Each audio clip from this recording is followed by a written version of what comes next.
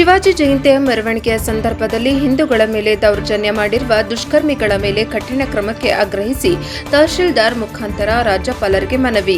ಕರ್ನಾಟಕ ರಾಜ್ಯದ ಗದಗ ಜಿಲ್ಲೆಯ ಮುಂಡರಗಿ ತಾಲೂಕಿನ ಸಮಸ್ತ ಹಿಂದೂ ರಾಷ್ಟ್ರ ಸಂಕಲ್ಪ ಸಮಿತಿ ಹಾಗೂ ಹಿಂದೂ ಪರ ಸಂಘಟನೆಗಳ ರಾಜ್ಯದಲ್ಲಿ ನಡೆಯುತ್ತಿರುವಂತಹ ಹಿಂದೂಗಳ ಮೇಲಿನ ದೌರ್ಜನ್ಯ ಅತಿಯಾಗಿದೆ. ರಾಜ್ಯದಲ್ಲಿ ಹಿಂದೂ ದೇವರ ಮೂರ್ತಿಗಳನ್ನು ಭಗ್ನಗೊಳಿಸುತ್ತಿರುವುದು ಅತ್ಯಂತ ಖಂಡನೀಯ. ಮಹಾಶಿವರಾತ್ರಿ ದಿನದಂದು ಹಿಂದೂ ದೇವರ ಮೂರ್ತಿಗಳನ್ನು ಭಗ್ನಗೊಳಿಸಿರುವುದು ಅತ್ಯಂತ ಖಂಡನೀಯ. ಮುಂಡರಗಿ ತಾಲೂಕಿನ ಶಿಂಗಟಲೂರು ಗ್ರಾಮದಲ್ಲಿ ಶ್ರೀರಾಮಲಿಂಗೇಶ್ವರ ನಂದಿ, ಹೊನ್ನತ್ತಮ್ಮ ದೇವಿ ದೇವರ ಮೂರ್ತಿ ಮತ್ತು ಬಾಗೇವಾಡಿಯಲ್ಲಿ ಈಶ್ವರ ನಂದಿ ಮೂರ್ತಿ ಮತ್ತು ಆದರಹಳ್ಳಿಯಲ್ಲಿ ಮರಿಯಮ್ಮ ದೇವಿ ಮೂರ್ತಿಗಳನ್ನು ಭಗ್ನಗೊಳಿಸಿರುವ ದುಷ್ಕರ್ಮಿಗಳ ಮೇಲೆ ಕಠಿಣ ಕ್ರಮ ಕೈಗೊಳ್ಳಲು ಆಗ್ರಹ. ಸರ್ಕಾರದ ಅತಿಯಾದ ಓಲೈಕೆ ದೌರ್ಜನ್ಯಕ್ಕೆ ಕಾರಣವಾಗಿದೆ. ಒಂದು ಕೋಮಿನ ಸರ್ಕಾರದಿಂದ ವರ್ತಿಸುತ್ತಿರುವುದು ಹಿಂದೂ ಸಮಾಜ ತೀವ್ರವಾಗಿ ಖಂಡಿಸುತ್ತದೆ.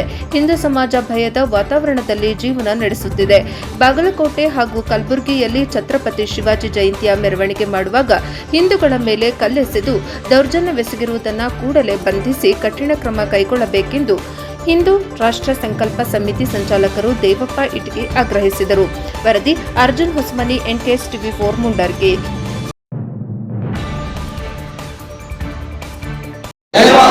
ಹಿಂದೂ ಧರ್ಮಕ್ಕೆ ನಿಲ್ಲಲಿ ನಿಲ್ಲಲಿ, ಹಿಂದೂಗಳ ಮೇಲಿನ ದೌರ್ಜನ್ಯ, ಹಿಂದೂಗಳ ಮೇಲಿನ ದೌರ್ಜನ್ಯ, ಹಿಂದೂಗಳ ಮೇಲಿನ ದೌರ್ಜನ್ಯ ಬಂಧಿಸಬೇಕು, ಬಂಧಿಸಬೇಕು,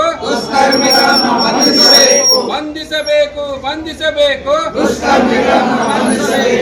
ಇವತ್ತು ಹಿಂದೂಗಳ ಮೇಲಿನ ದೌರ್ಜನ್ಯ, ಹಿಂದೂಗಳ ಹತ್ಯೆಯನ್ನು ಖಂಡಿಸಿ ಮುಂಡರಗಿ ತಾಲೂಕಿನ ಹಿಂದೂ ಪರ ಸಂಘಟನೆಗಳು, ಹಿಂದೂ ಪರ ರಾಷ್ಟ್ರ ಸಂಕಲ್ಪ ಸಮಿತಿ ನೇತೃತ್ವದಲ್ಲಿ ಇಂದು ಪ್ರತಿಭಟನೆಯನ್ನು ಮಾಡಲಾಯಿತು. ಈ ರಾಜ್ಯದ ಮುಖ್ಯಮಂತ್ರಿಗಳು ಒಂದು ಮಾತನ್ನು ಕೇಳಬೇಕಾಗುತ್ತೆ. ಈ ರಾಜ್ಯ ಜನತೆಯ ಪರವಾಗಿ ಉತ್ತಮ ನಗರ ಅನ್ನುವಂಥ ಒಂದು ನಗರದಲ್ಲಿ ಒಬ್ಬ ಹಿಂದೂ ದಲಿತ ಯುವಕನ ಹತ್ಯೆ ಆಗುತ್ತೆ. ಮತ್ತು ಈ ರಾಜ್ಯದ ಮುಖ್ಯಮಂತ್ರಿಗಳು ಮಾತನಾಡೋಕ್ಕೆ ತಯಾರಿಲ್ಲ. ಈ ದೇಶದಲ್ಲಿರ್ತಕ್ಕಂಥ ದಲಿತ ಪರ ಸಂಘಟನೆಗಳು ಎಲ್ಲಿ ಹೋದವು ಅಂತ ಹೇಳಿ ನಾನು ಈ ಸಂದರ್ಭದಲ್ಲಿ ಕೇಳೋದಕ್ಕೆ ಬಯಸ್ತೀನಿ. ಯಾಕಂದರೆ ಎಲ್ಲೋ ಒಬ್ಬ ನರಹಂತಕನ ಹತ್ಯೆ ಆದರೆ ಈ ರಾಜ್ಯದ ಮುಖ್ಯಮಂತ್ರಿಗಳು ಮಾತನಾಡ್ತಾರೆ.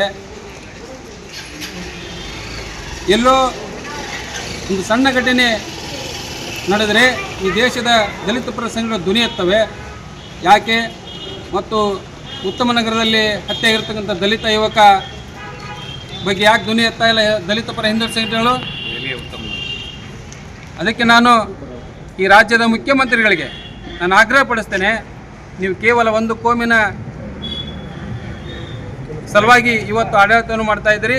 ನಿಮಗೆ ನೈತಿಕವಾಗಿ ಈ ರಾಜ್ಯದ ಅಧಿಕಾರವನ್ನು ನಡೆಸೋದಕ್ಕೆ ಯಾವುದೇ ನೈತಿಕತೆ ಇಲ್ಲ. ತಕ್ಷಣವನ್ನು ರಾಜೀನಾಮೆ ಕೊಟ್ಟು ಮನೆಗೆ ಹೋಗ್ಬೇಕಂತೇಳಿ ಈ ತಾಲೂಕಿನ ಹಿಂದೂ ಸಮಾಜದ ಪರವಾಗಿ ನಾವು ಒತ್ತಾಯ ಮಾಡ್ತೇವೆ.